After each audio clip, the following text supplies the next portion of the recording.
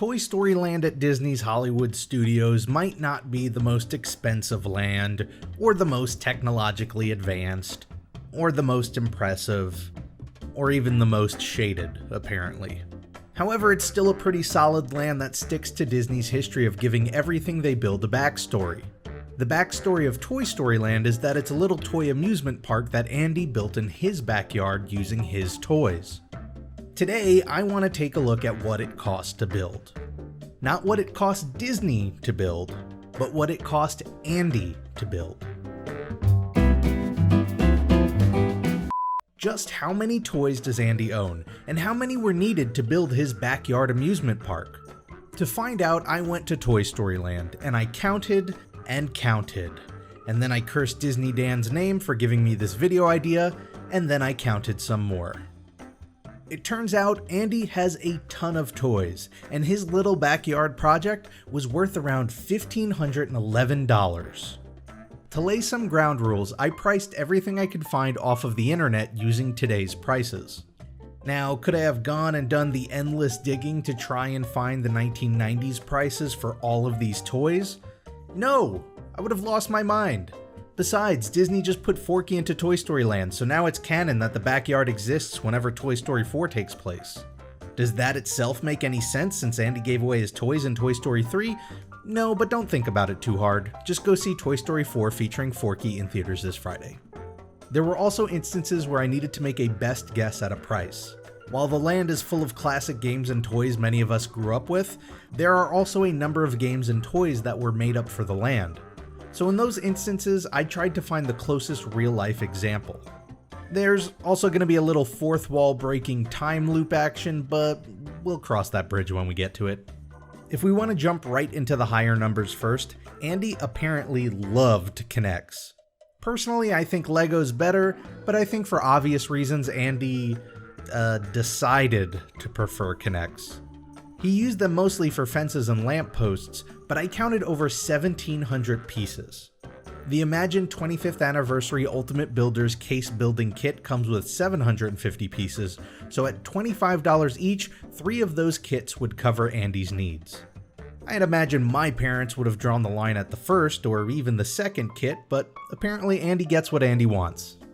Second to the K'NEX, Andy really leaned on these basic wooden building blocks as a crutch when he was constructing his backyard amusement park.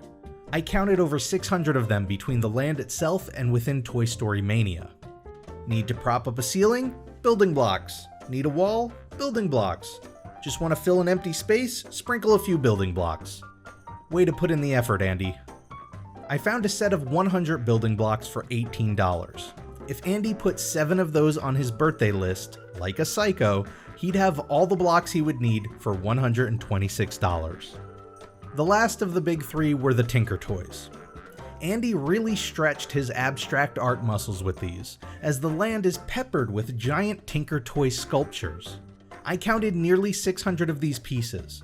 Tinker Toy sells a 100-piece Essentials value set for $24.49, putting the Tinker Toy budget at $146.94. What really gets me is that the majority of these Tinker Toy monoliths serve no functional purpose.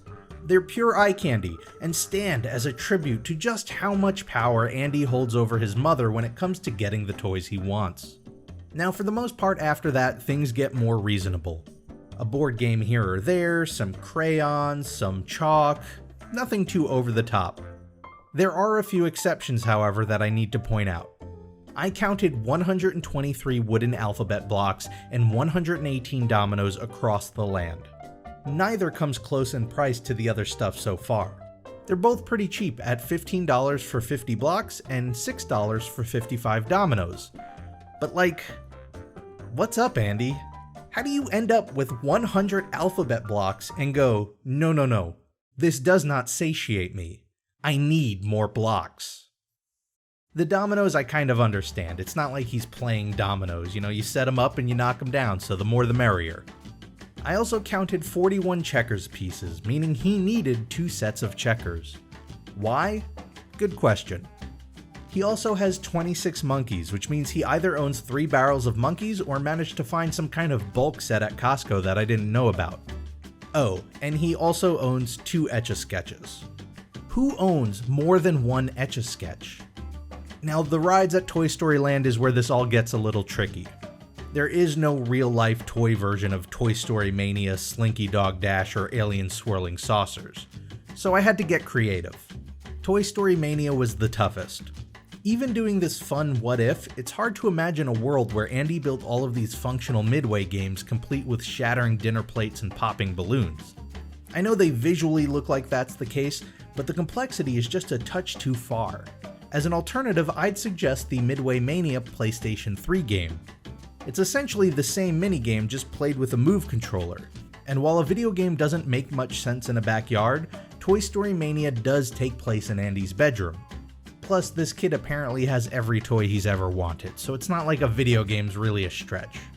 There's another video game version of Toy Story Mania that includes a controller made to look like the controller from the ride and plugs right into a TV. But look at this. You think the kid who's gotten everything he's wanted so far is gonna settle for graphics like that? One of the details I actually really love about Toy Story Land is that Slinky Dog Dash is a product of Andy's creation. The story details of the queue tells us that he combined a fictional Dash and Dodge Mega Coaster kit, an expansion pack, a launcher, and his own Slinky Dog to create the one attraction. Since there is no actual Dash and Dodge Mega Coaster kit, I had to look for other toy roller coaster sets. The two common mediums for such a build were Lego and K'NEX. I opted for K'NEX because Andy clearly already has an obsession with K'NEX, and let's be honest, it's Lego. If we picked Lego, the budget for this whole park would instantly triple. To match the general length of the coaster, I went with two $28 sets. As for the launcher, that's actually a toy that Disney subsequently produced and started to sell. That runs for $20.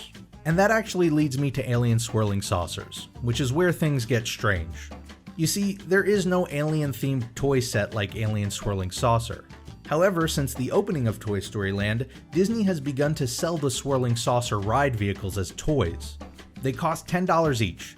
There are 11 vehicles to a side, and there are 2 sides to the ride. So with 22 vehicles in total, that's a cost of $220.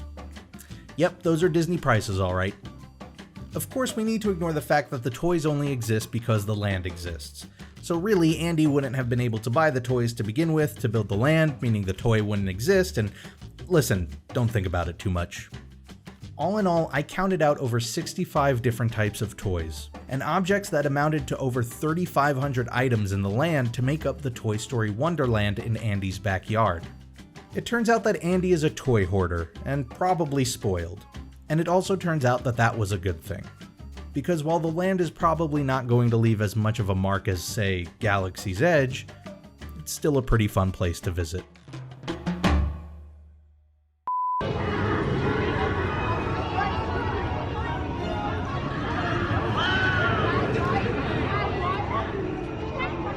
Hey, partner! Boy, am I glad to see you! Yeah, that was so cool. I'll go on like that one.